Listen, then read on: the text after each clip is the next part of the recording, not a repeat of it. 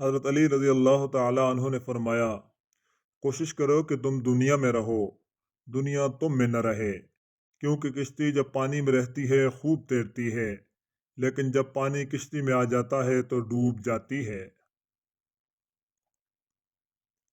ایک عورت حضرت علی رضی اللہ تعالیٰ عنہ کی خدمت میں حاضر ہوئی اور عرض کرنے لگی، یا علی، میں نے زندگی میں بہت دھوکے کھائے ہیں۔ انسان باہر سے کچھ اور اندر سے کچھ اور ہوتے ہیں۔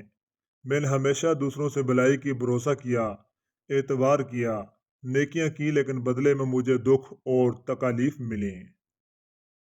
حضرت علی نے فرمایا، اے عورت، یاد رکھو، جس کے ساتھ نیکی کرو اس کے شر سے بچو، اور انسان سے کی جانے والی نیکی کا بدلہ انسان سے نہیں بلکہ انسان کے خالق اللہ سے طلب کرو۔ اس عورت نے کہا، یا علی، میرا ایک سوال ہے۔ حضرت علی نے کہا، آج تک میرے در سے کوئی خالی ہاتھ نہیں گیا، کہو جو تم کہنا چاہتی ہو۔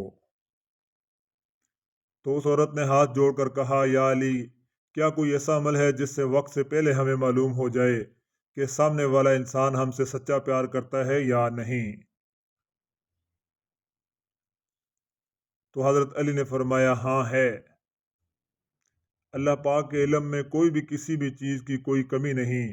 اگر تم یہ دیکھنا چاہتی ہو کہ سامنے والا انسان تم سے کتنا سچا پیار کرتا ہے تو تم 3 مرتبہ یا ودود ہو، یا حکیم ہو، یا کریم ہو، یا رحمان دل میں پڑھو، اور جس سے تم پیار کرو اس کے چہرے میں دیکھو۔ اگر سامنے والے کا چہرہ منحوس نظر آئے تو سمجھ جانا آنے والے وقت میں وہ تمہیں بہت تکلیف دے گا، لیکن اگر سامنے والے بندے کا چہرہ مطمئن اور عام انسان جیسا رہے تو سمجھ جانا یہ انسان تم سے پیار تو نہیں کرتا مگر دھوکہ بھی نہیں دے گا۔